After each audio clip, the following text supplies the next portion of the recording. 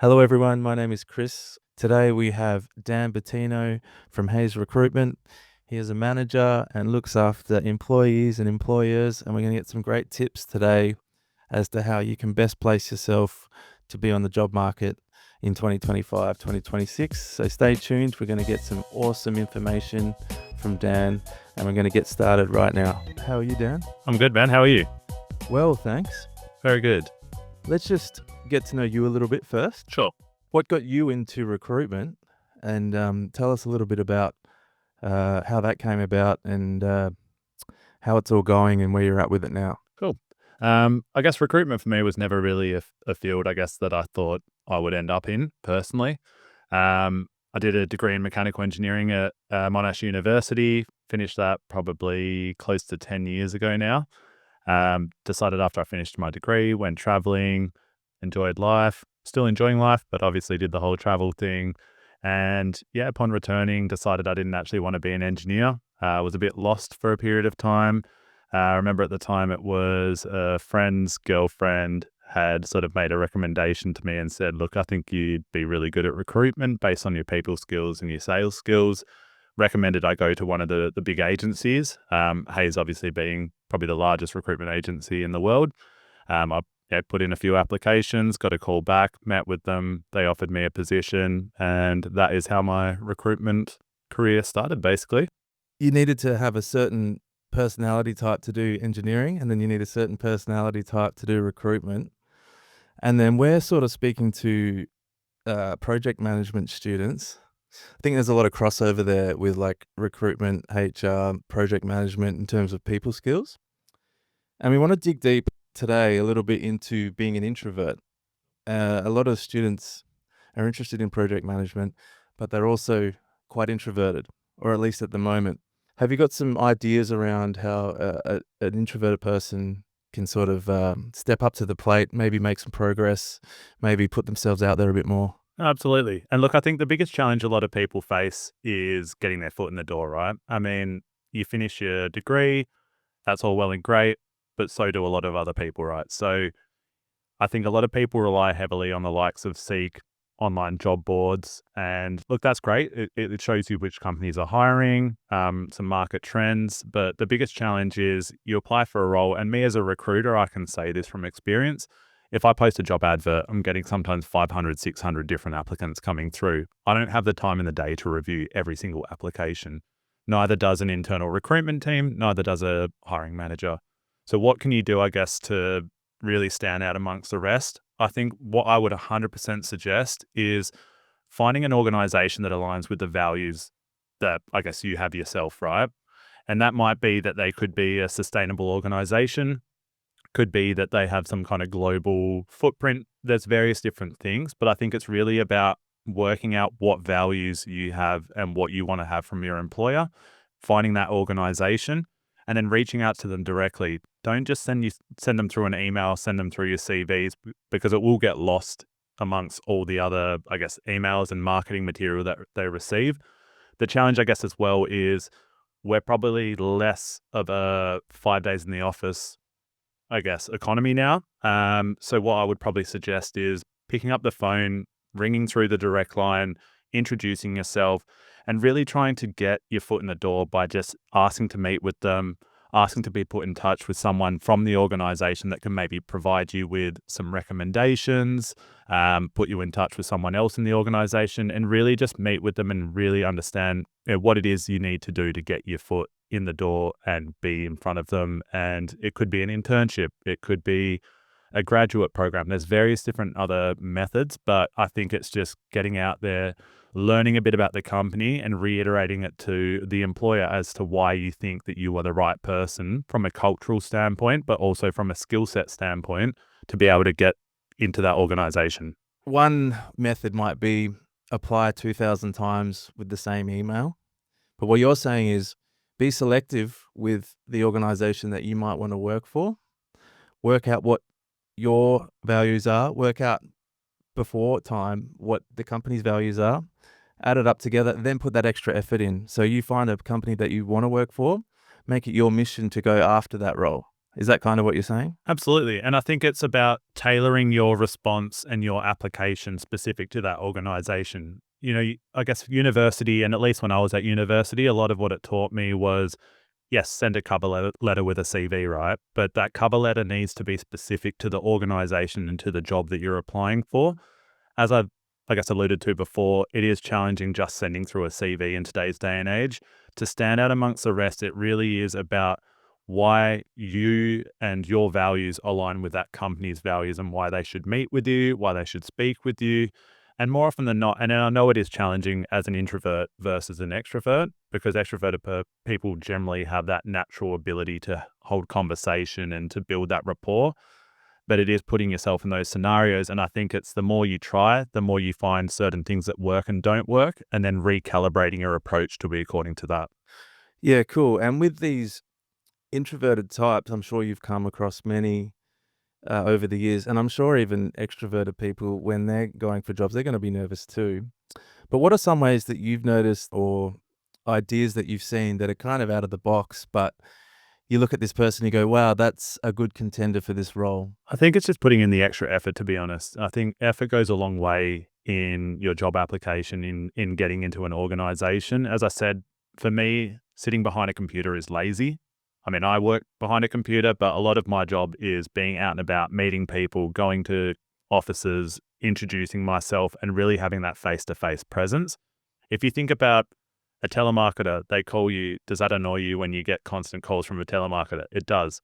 But if someone comes up to you in person and comes to you with a solution or something that's in line with, hey, I can have a conversation about this, that is a memorable experience, and you end up remembering that person for that experience. So that can also translate into a job application, is find out what it is about the organization, what you can do that hopefully can impact them for the better.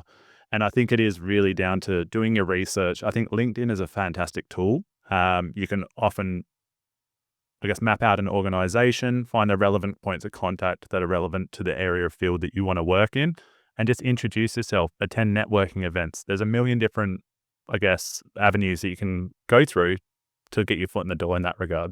And sometimes it might feel like, just for instance, if you've got zero network, it feels like a huge mountain that you need to climb.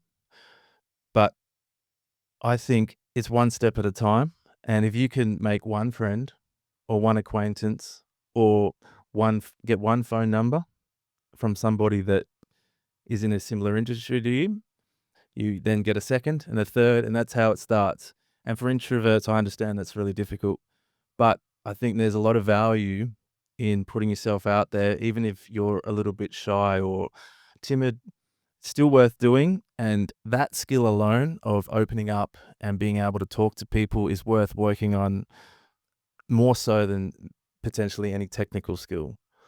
And if you can get over that, you'll open doors. And it is possible too, because lots of people do go from an introverted type and then sort of evolve and become more extroverted because they want to. And a lot of the times they enjoy the extroversion. So I was wondering, Dan, did you have any stories of either introverts that you've met that have turned out to be awesome workers or employees, or yourself? Have you had a case where you felt a little bit introverted and have moved on beyond that? Absolutely. And I think, look, if I maybe refer to myself in this instance, I think growing up, I was more of an introvert. Absolutely. I had a lot of friends that were extroverted. I probably kind of took a bit of a behind the scenes type role in a lot of friendships and friendship circles.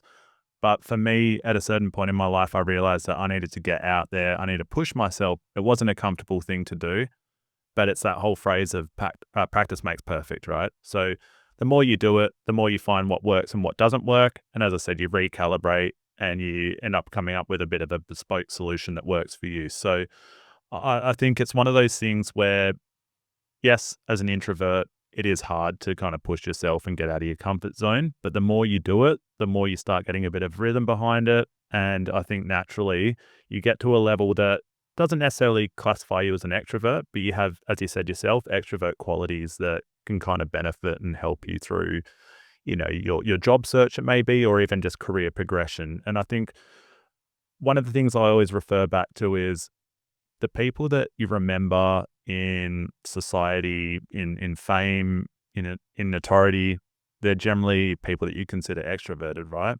And if I look in an organization, a well-oiled machine, a lot of the people that are the most efficient at what they do, most capable, often are introverts, but they're not the people that progress through the ranks and become your senior managers, your executives. It's the extrovert people, because they're the people that speak about what they do.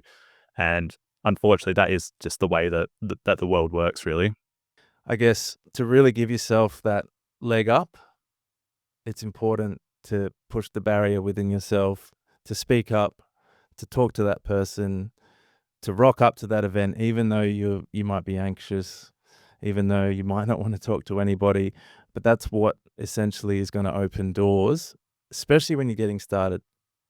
So I think that's super important. And I don't want to sort of devalue introverts, because a lot of introverts do well either way, just through sheer brilliance in their work, which can happen as well. But we're talking to project management students, and a lot of project management is relationships, is communication. People skills at the end of the day. It's how you rally a group of people to have a common goal, achieved at the end of the day. And so I think it is that ability to bring people together, to communicate to various different levels of a business, of different skill sets, and bring them all together to achieve that same goal, which is whatever project you're working on at the time. When you do come to the time where you sit down and have a coffee with you, or you're going to a job interview, it can be tough to put your genuine self out there.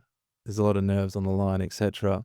Have you got any thoughts around being genuine and how that can benefit if it translates well?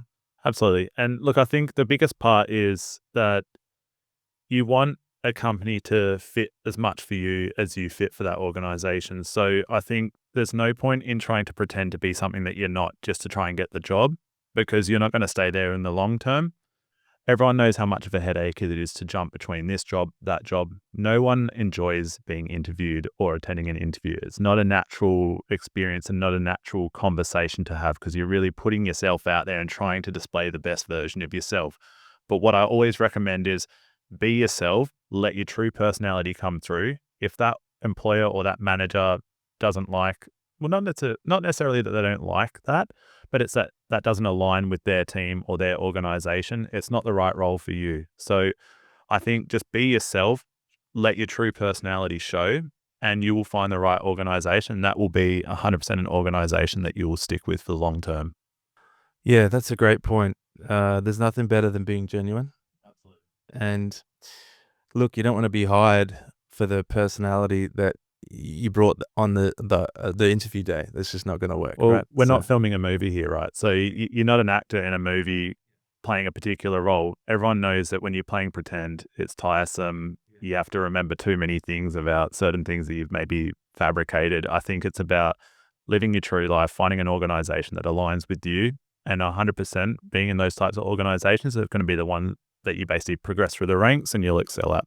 Awesome, Dan.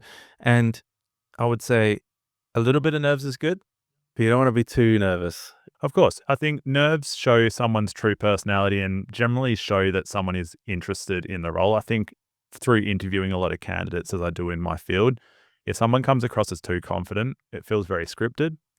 There's nothing wrong with confidence, but I think don't be afraid or don't be ashamed of being a bit nervous or stuttering or forgetting what you were going to say. I think, and look, in an interview setting, I think that the biggest thing I always do for interview preparation with any candidate is, if you don't know the answer to something, just be honest and be transparent. Don't try and fluff your way through it.